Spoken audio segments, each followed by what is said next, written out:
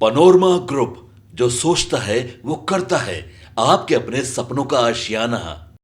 फरवरी और माघ का महीना जब आता है तो मौसम का मिजाज बहुत खास होता है। ना तो ठंड का असर होता है और ना ही गर्मी की तीव्रता होती है। ये समय हवा और आसमान के बीच एक अजीब सी राहत लेकर आता है, जो हमें अपनी जिंदगी के छोटे छोटे सुखों का एहसास कराता है। इस मौसम में प्रेम का माहौल होता है, जहां इजहार और वादों का दौर चलता है। लेकिन सवाल यह है कि आखिर प्रेम है क्या? दरअसल प्रेम की शुरुआत कितनी पुरानी है, इसका कोई ठोस जवाब नहीं है। लेकिन ऋग्वेद में प्रेम का उल्लेख मिलता है, जो इसकी प्राचीनता का गवाह है। भारत में सनातन परंपरा के सबसे पुराने लिखित दस्तावेज वेद हैं, जिनमें ऋग्वेद सबसे प्राचीन है।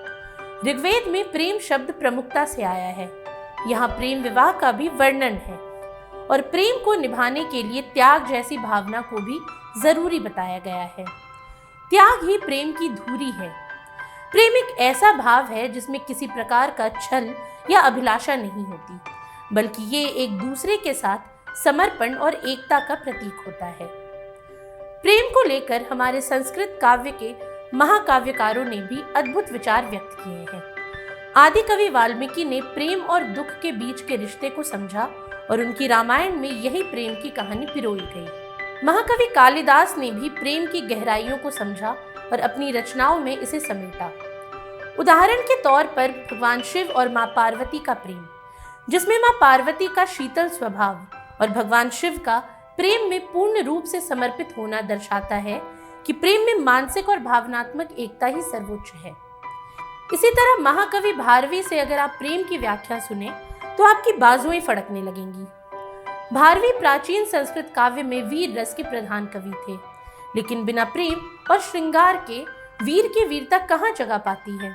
लिहाजा किरातार्जुन नियम में अर्जुन के तेज और उसके तप का प्रभाव बताने के लिए वह कामदेव को भी मैदान में खींच लाते हैं।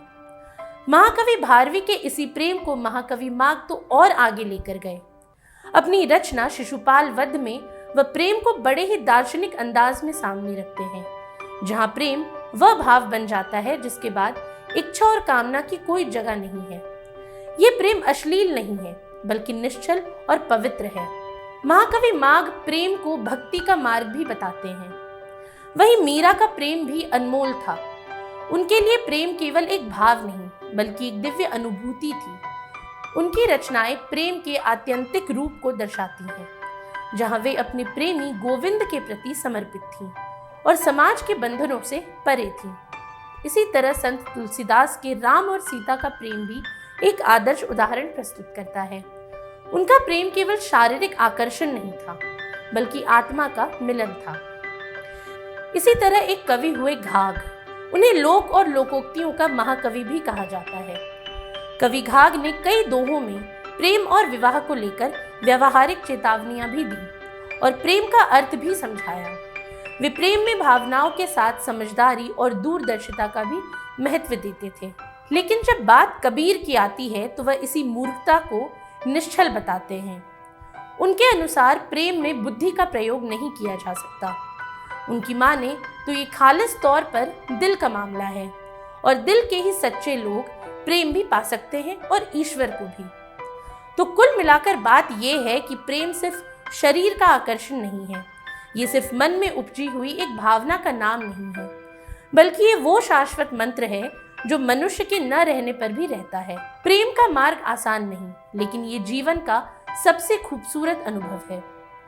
कबीर कहते हैं, जब मैं था तब हरि नहीं, अब हरि है मैं नाही। प्रेम गली अति सांकरी, तामे दो ना समाही। आज के लिए इतना ही।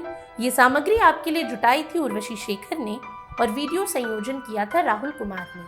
ये वीडियो आपको कैसा लगा हमें कमेंट सेक्शन में ज़रूर बताएं और ऐसी तमाम रोचक जानकारियों के लिए बने रहिए न्यूज़ हाट के साथ। और अब तक अगर आपने हमारे यूट्यूब चैनल को सब्सक्राइब नहीं किया तो अभी जाकर करें और फेसबुक पर हमारे पेज को लाइक और फॉलो करना ना भूलें।